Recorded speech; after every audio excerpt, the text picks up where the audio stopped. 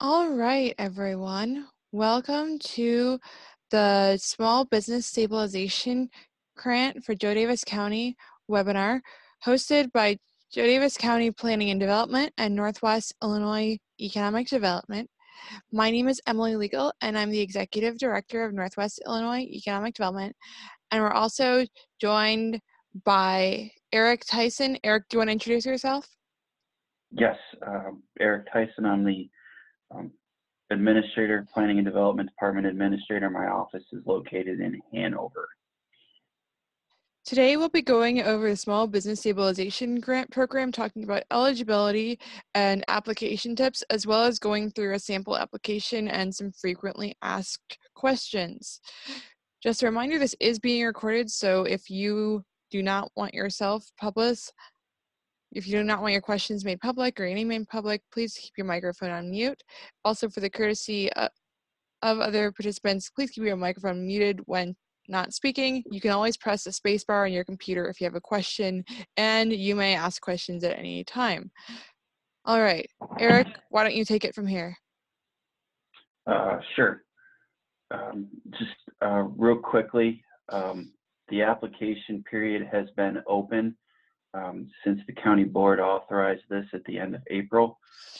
Applications are available on the website and will be accepted until 4 p.m. Friday, May 15th. That should be a week from tomorrow. The purpose,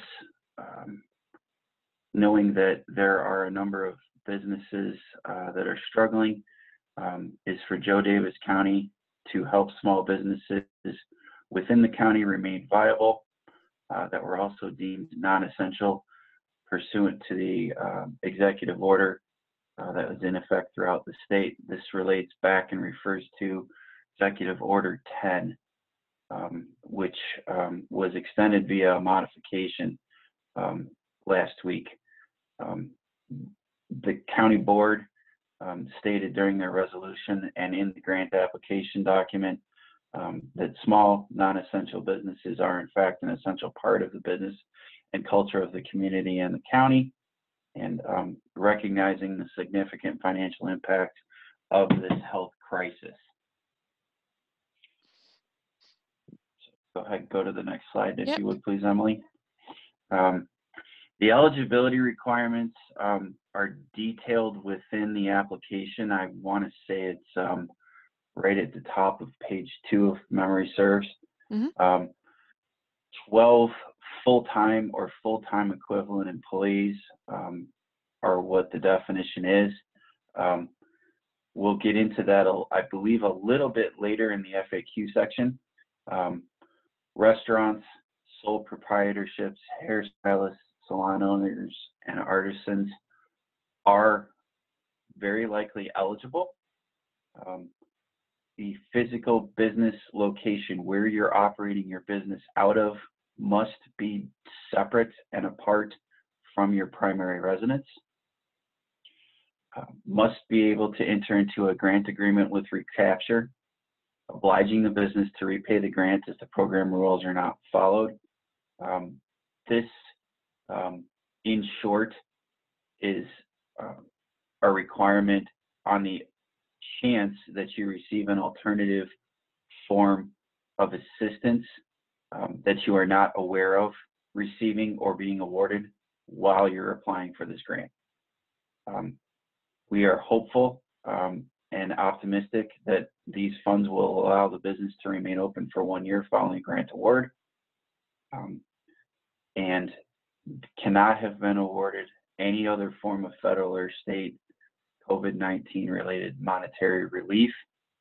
This is intended to be funding of last resort. Qualifying expenses are hopefully rather simple. Rent or mortgage for the business location. Again, that is not your primary residence. All of your utilities would certainly be eligible. Electric, gas, water, phone, internet, and garbage collection. Applicants can ask for up to $5,000 for 1 month of qualifying expenses.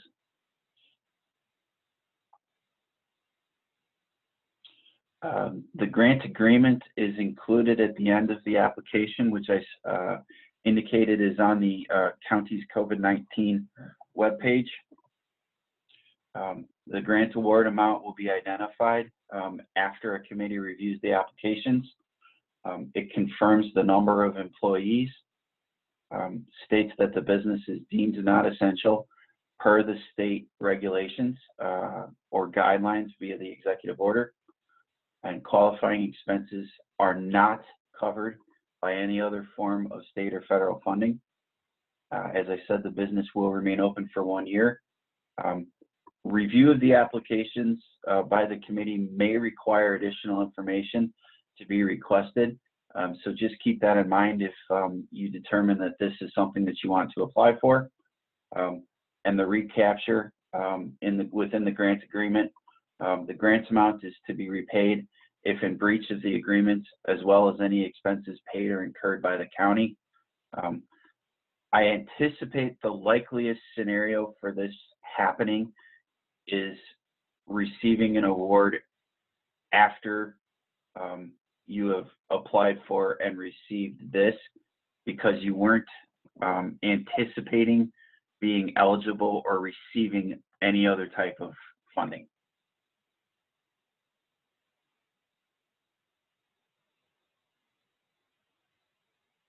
So we're going to go, I'm going to pause this share and go to the application, and then we'll get into some application tips. Let's see, share screen. I have too many screens. So this week, Northwest Illinois Economic Development filled out a sample application on behalf of Galileo Books, a made-up organization in Galena. This is what the application looks like once you download it from the website. I've skimmed over the application overview, the proclamation, etc. So as you can see, we fill it in entirely. We have the applicant name, the business name, the employer identification number if you have one.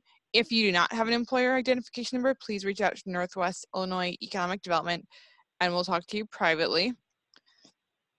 Because this business is located in Galena, they are requesting the full $5,000. Their expenses may be more than $5,000, but the $5,000 is what the county is willing to cover. So for the next question, you are asked to describe your funding objective and include a detailed narrative. This need not be a narrative, but as you can see, the applicant here talks about why they're requesting funds and how it'll be used. So for Galileo Books, they've been located in Galena since the owner's retirement in 2011. Before the pandemic hit, they had relied on foot traffic generated by Greater Galena Marketing Incorporated and the events downtown. Then they'd been forced to close by the shelter-in-place order, and due to not having a website like many in our area, they had not made any sales since March of this year prior to the shelter-in-place. Rent for April is paid out of their savings, but with utilities on hold, they're stretched thin. So that's why they need funding. How the people will use the funding, it will be used to supplement the savings. And that way the savings can be used to build a website and take online orders and remain open. The remaining open and why it'll remain open after this is key. We want to make sure that the county is getting a good return on their investment with this grant because we're trying to save businesses. The next question asks you to give your brief narrative of business operations. While the last one was a paragraph, this can also be bullet points. Basically, we just want to know what you do and why you're the person to do it. So for the bookstore, Galena folks love to read, and the area attracts tourists of all ages. There's only one bookstore in town, and the owners are retired librarians. And that's why they're doing what they're doing, with one working the desk and the other scouting for new books. And they're looking to transition their operations into online sales. Then these next questions are essentially making sure you fit the criteria so that you're forced to close, that you're not essential. By completing this, you are essentially certifying that what you're saying is true.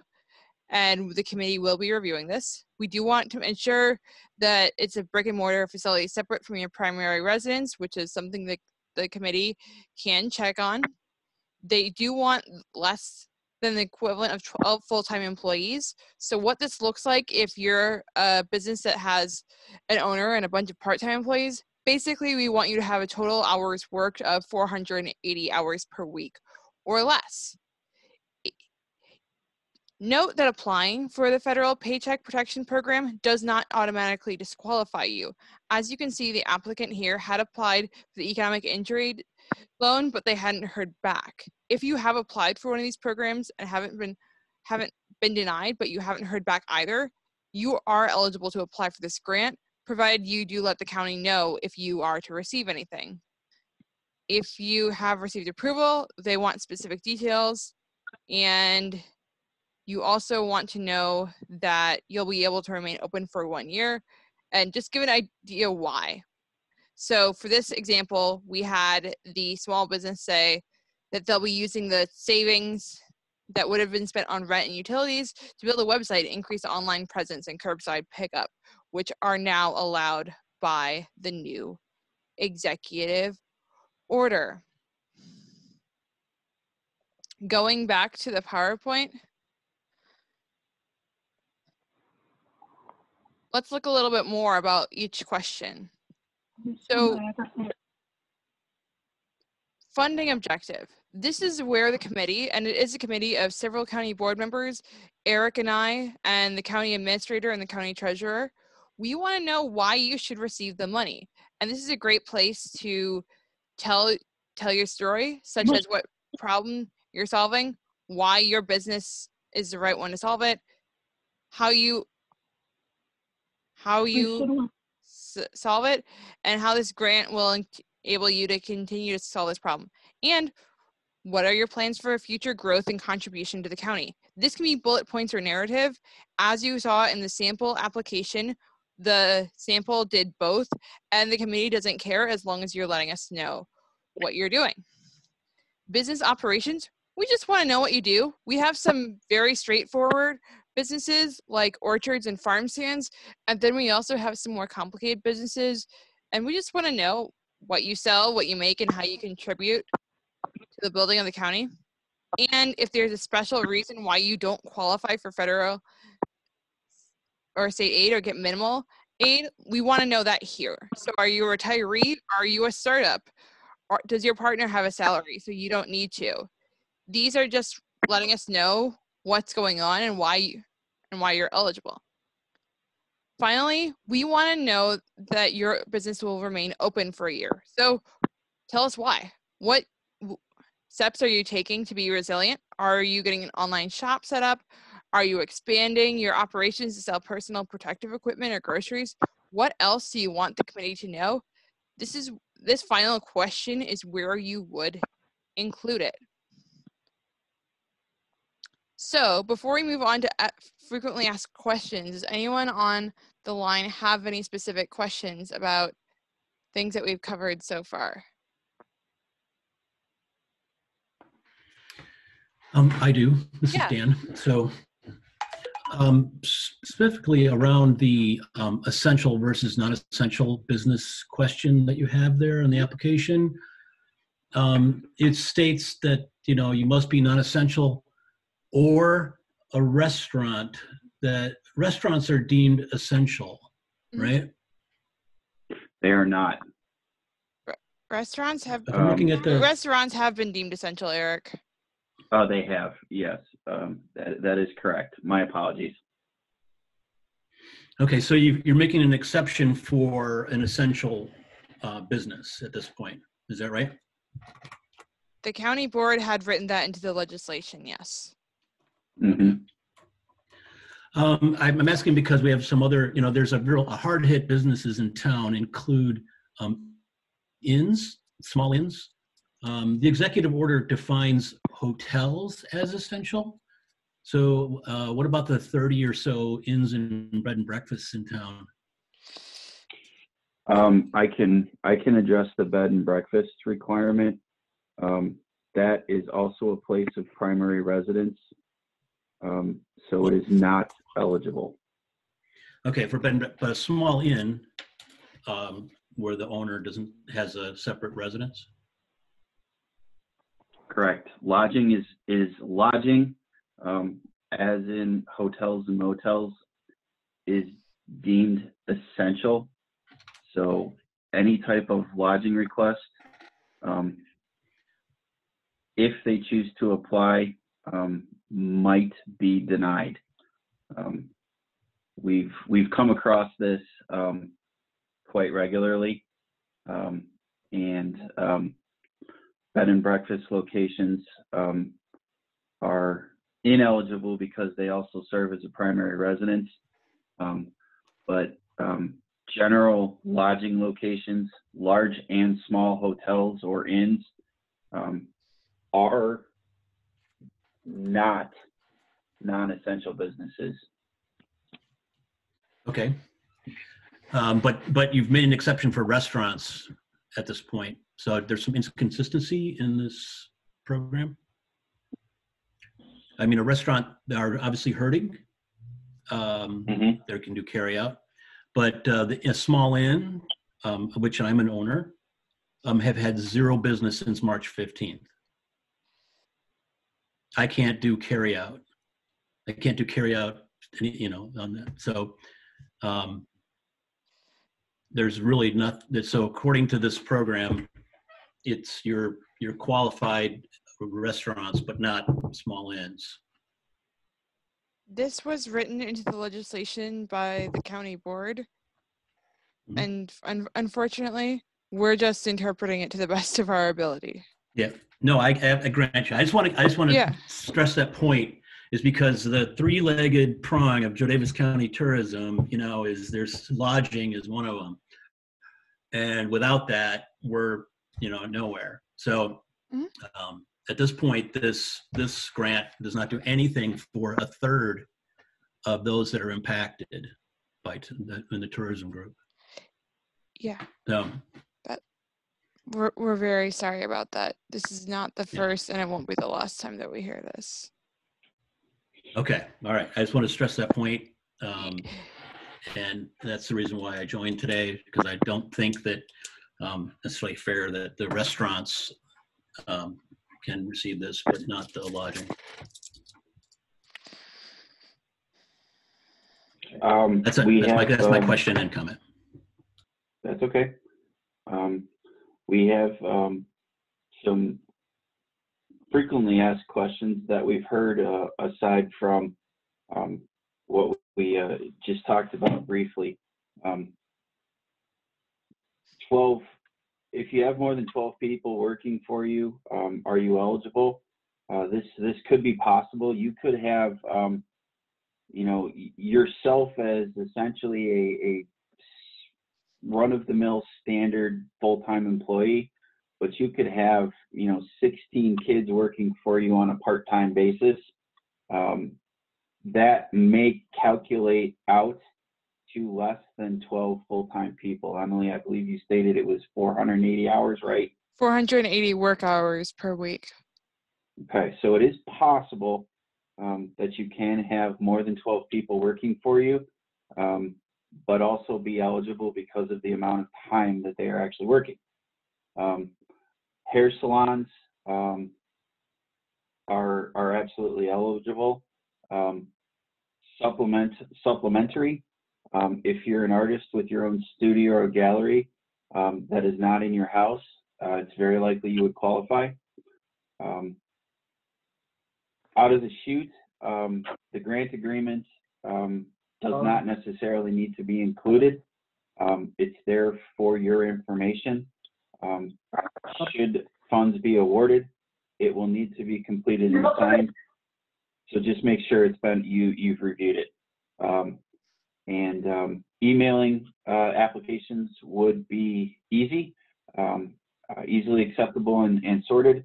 I've received regular mail applications, at least 5 or 6 of them. And if you're still using fax, that's fine too.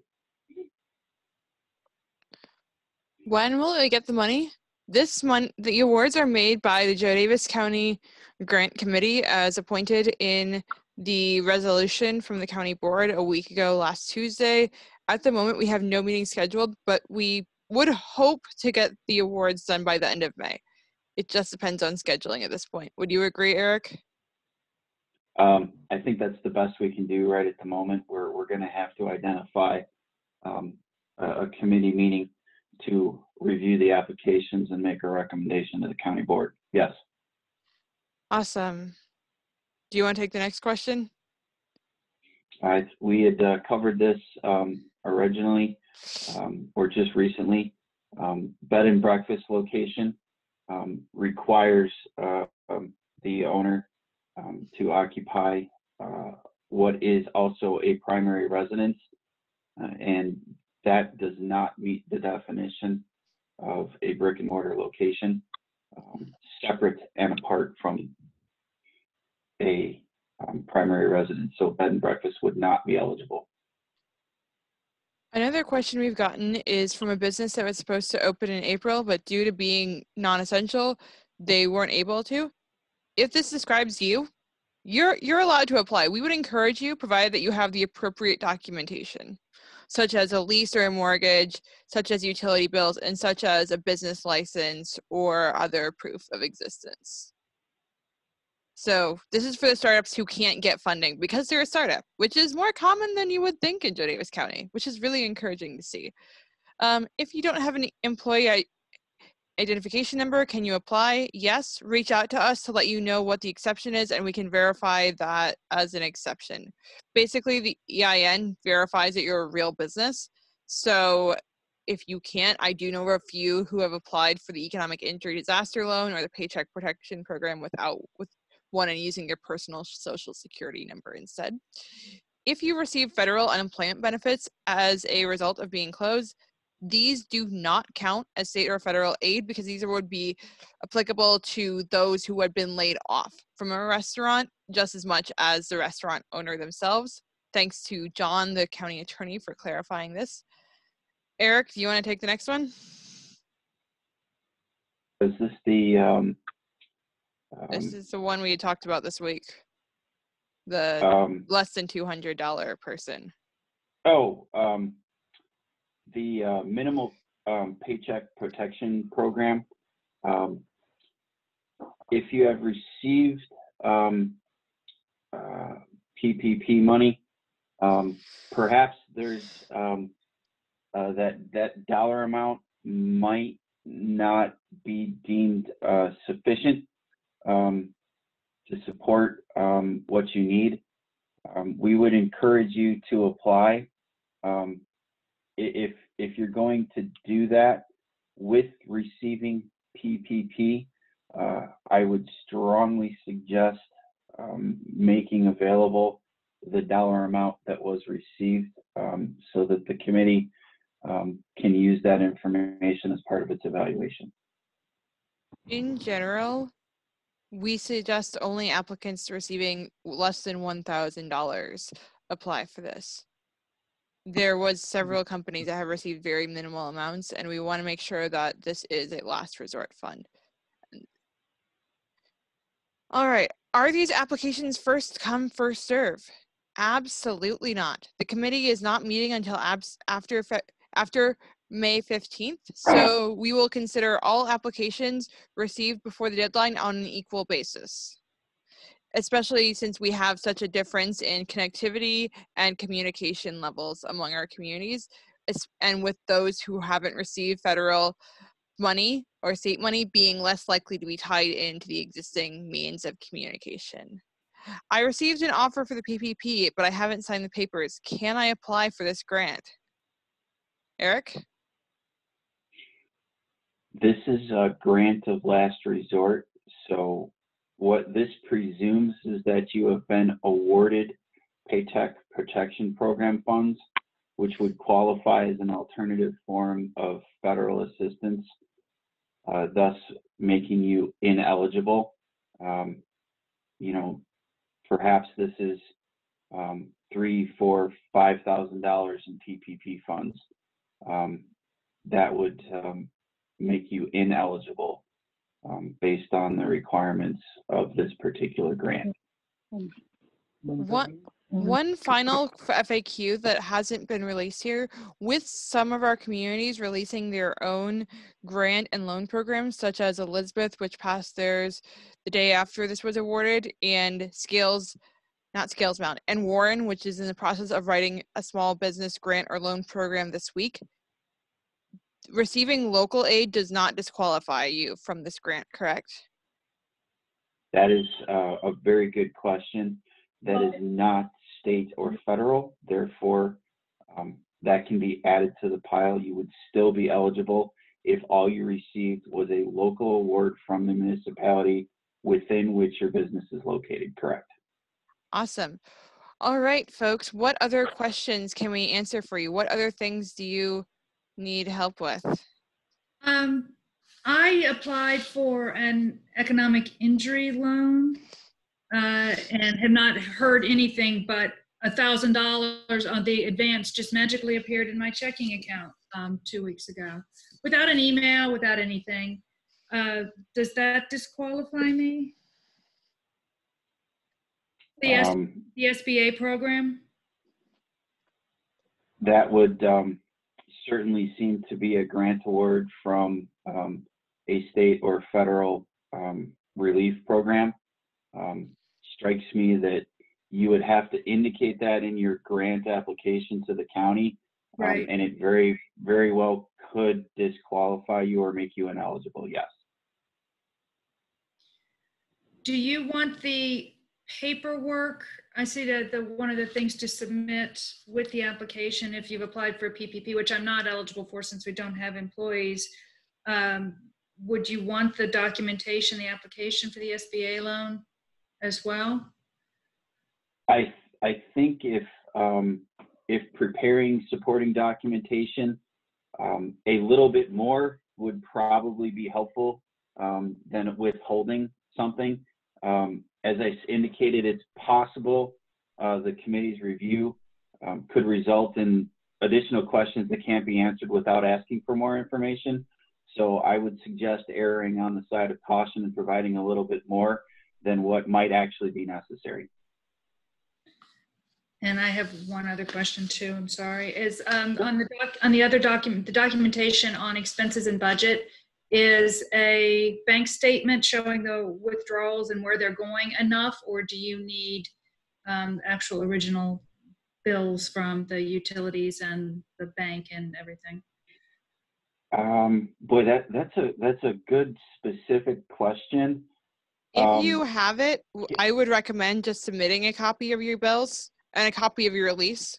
But I don't, because everything's set up as auto pay. So I will chase it down if I need to, but it will be more effort.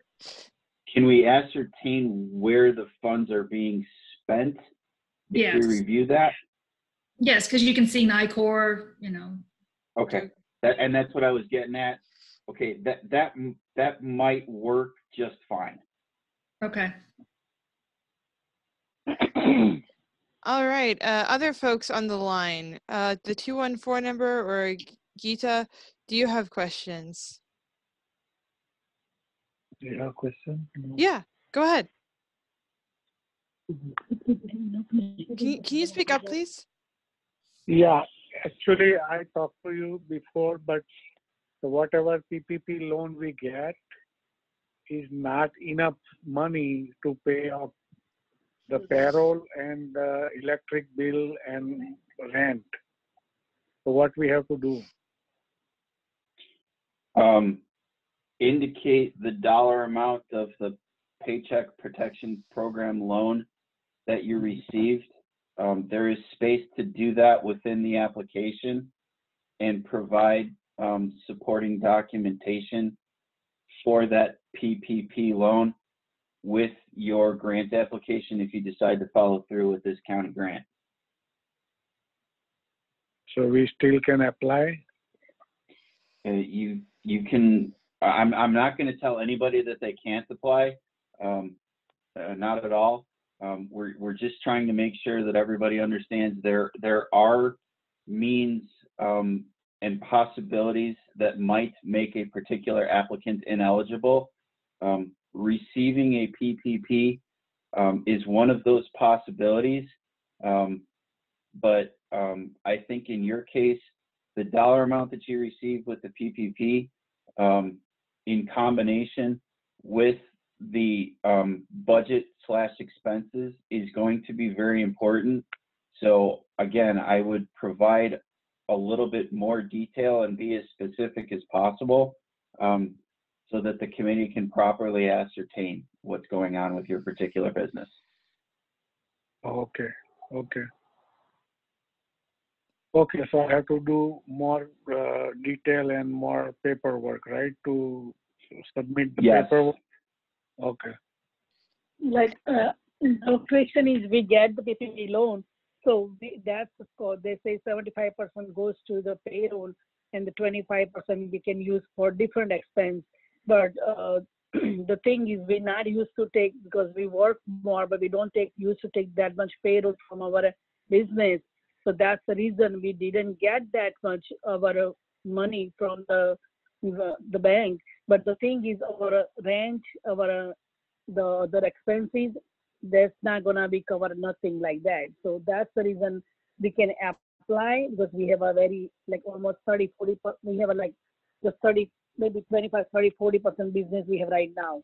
So the thing is, we can get any help for the electric bills or our rent, some kind of other expenses. That's the question. That's the reason we can apply this loan, or we can't. Because the pay, I'm sure we can cover up with the PPP loan, but the thing is the other expenses. This is a tricky situation, and without seeing the dollar amounts involved with the PPP that you've already received, when compared to the rest of it, it's difficult. I need you to understand, I'm not going to tell you not to apply, but this is a situation where you need to be aware that because you've received the PPP, it's possible you might not be approved for this loan. So the more information you can provide, the better off you'll be, but there is no guarantee. Correct. No, I get it. That. Okay. Yeah. Thank you, sir.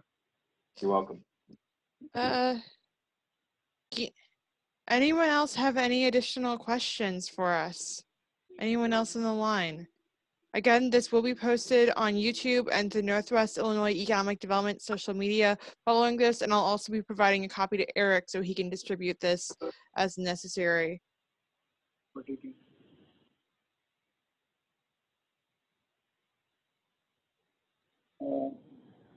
Emily? Yes? I can ask, yeah, go ahead.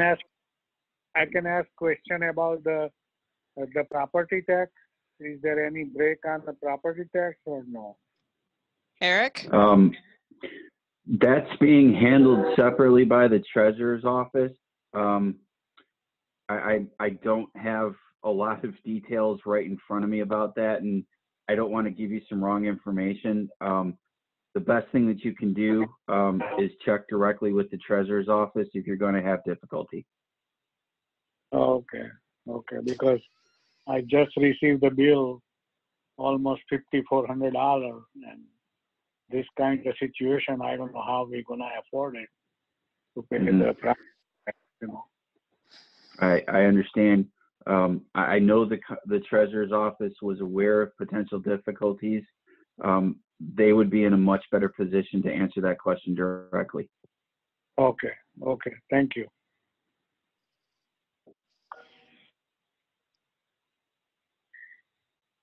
For the inns and B&Bs, Eric, did we hear something from Scott on that, or did we not? As a response for the inns and B&Bs. Do we receive a response that we can share about that, or is it more of a wait and see situation? I don't have anything in front of me, and I don't want to recall that from memory, unfortunately. Okay. So. Thank you for that. Just a note that inns are classified different than B&Bs. Inns do not are not a primary residence necessarily. Duly noted, and we will pass that along. Mhm. Thanks.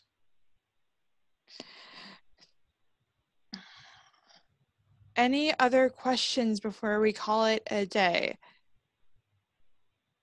If you do come up with an additional question or two, feel free to give Northwest Illinois Economic Development a call at 815-297-7361 or reach out to Eric or myself via email. Our emails are in the grant application itself. I am going to thank you all for joining us. We really appreciate your input and your questions, and they will help other people who decide to apply for this or are considering applying for it. With this, I'm going to end the meeting. I hope you all have a wonderful day and good luck with your applications. Thanks for hosting.